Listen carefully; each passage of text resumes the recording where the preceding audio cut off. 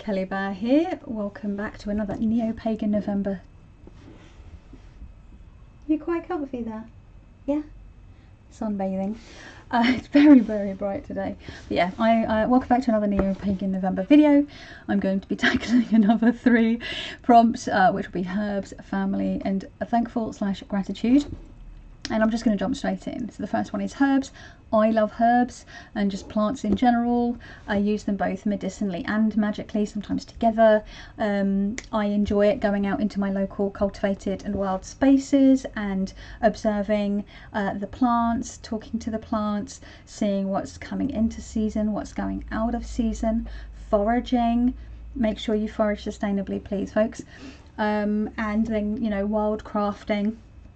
It's a really enjoyable and rewarding practice, and it feels very witchy. Even if you were just using herbs and plants to make sort of medicinal remedies, that in itself just feels very witchy, like having your own little sort of apothecary and sort of yeah, just having tinctures bubbling away, decoctions bubbling away, sorry.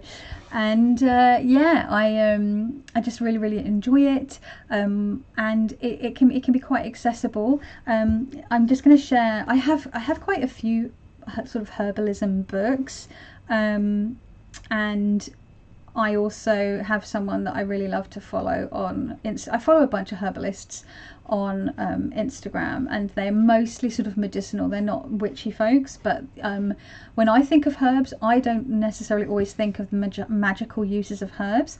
I generally think more of the herbalism side of things, but to me that is still part of witchcraft, and the whole idea of the green witch and the folk healer, the village healer back in the day would have been considered quite witchy, because they would have had knowledge of how to harm and how to heal, and that included with, you know, the plants of the local area.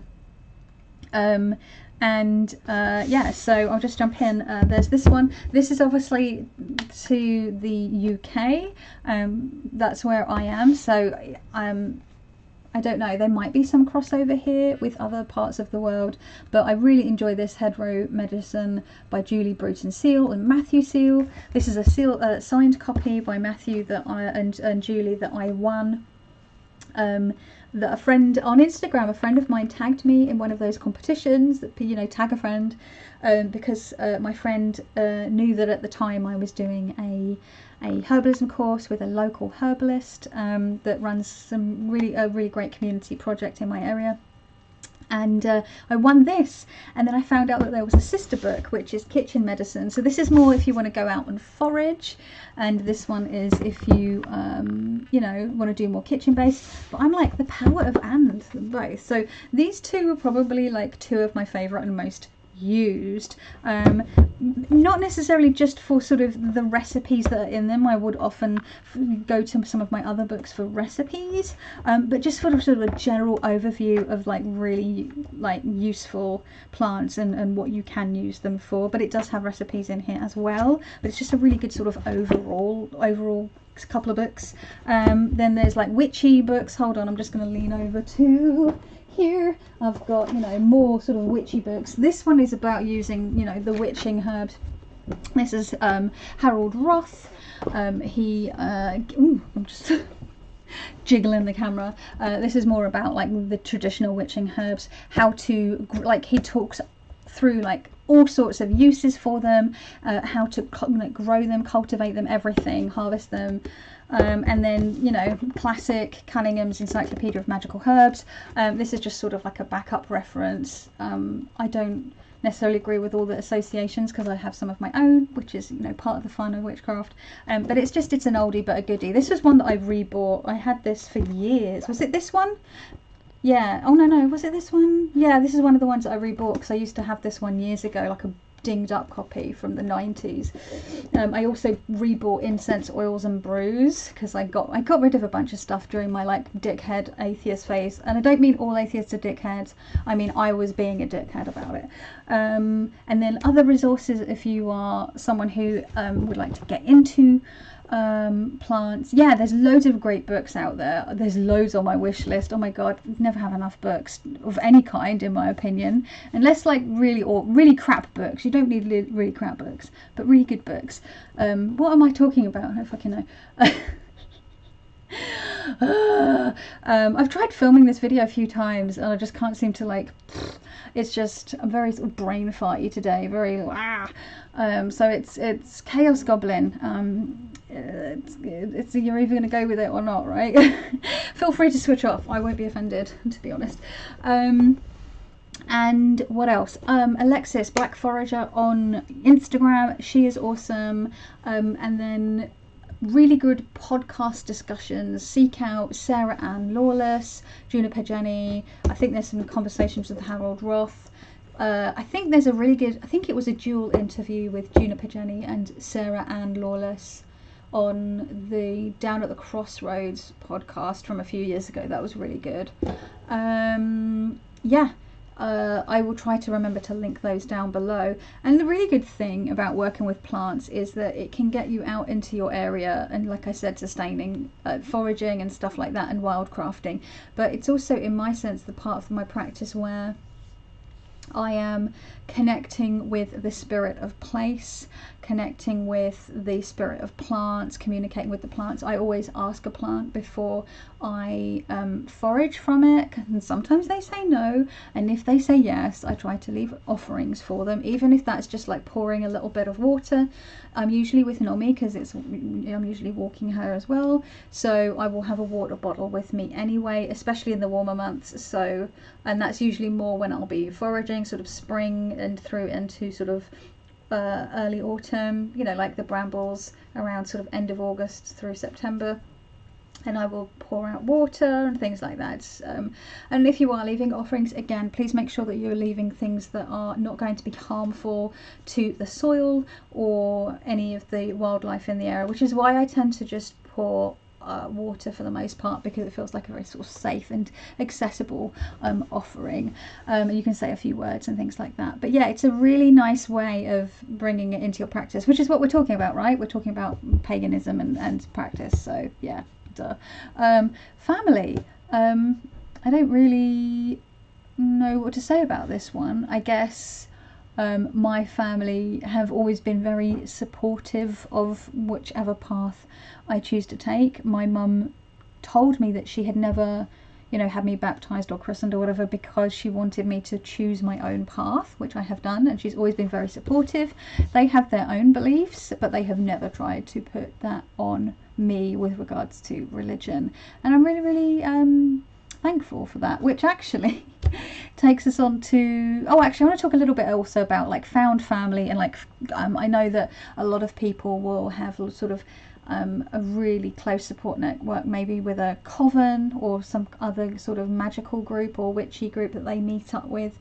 I don't have that. I'm a solo practitioner, but I have, you know, over the years been to pagan moots and pagan events and things like that, pagan pride march and events back when we used to have a pagan pride march in London back in the day, and hang out with other witchy pagany folks. I don't get to do really any of that at the moment. Yeah, maybe one day I'll be able to get back out there and to find a little bit of a witchy family. But as with regards to coven, I just I feel like flying solo. Anyway, and then thankful / gratitude. I am going to say there's loads of things to be thankful for. Oh god, that's a really horrible squeaky noise. No, put that away. Fidget. Is YouTube. I'm really grateful for this platform, and that is because there are people out there putting information. Some of it obviously is misinformation or hateful information or what have you, but generally, like, there are amazing pagan, witchy, magical, herbal, tarot, all sorts of resources, all sorts of channels, all sorts of knowledgeable people putting out really interesting, useful, juicy information, and not even just people who are have been practicing in their fields for years and years and that are experts. I also really value the voice of newcomers, as long as they're not pretending that they are, you know, when someone like learns the tarot for a week and then starts giving, like, charging for readings. No, I don't mean like people that are pretending, that are new, that are pretending that they are like more experienced than they are. I'm talking about people who genuinely, like, hey, I'm a new tarot reader, I'm really new to tarot, I'm really new to witchcraft or a pagan path, and I see a lot of people saying that are in that position saying, oh, I don't know, I wanted to start a channel but I don't know, because I don't know what I'll be adding. But I think it's important to also hear the perspective of people that are new to certain parts, or new-ish, because you're gonna get a different take on things, right? And I think that's really important. So yeah, I'm grateful for all of it. And it's not just even this little sort of corner of YouTube. Like, do you want to learn how to repressurize your boiler? YouTube. Puppy training tips? YouTube. Want to know how to sew, I don't know, sew a French seam on your sewing machine?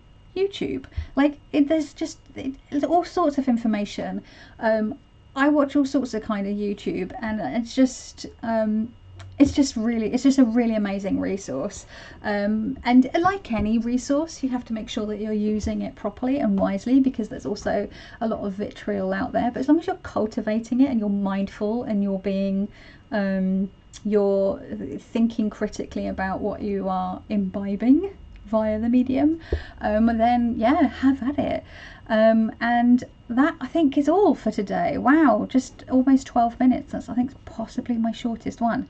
I'm probably going to film the next couple, because then I'm done and dusted and I can just get them up and scheduled, because I'm really busy with my next shop drop. Staring at a whole bunch of pouches that need their charms and their ribbons. So that's my task for today after I've filmed all these videos. I just wanted to film them while I had the light, but it's actually a bit too light, right?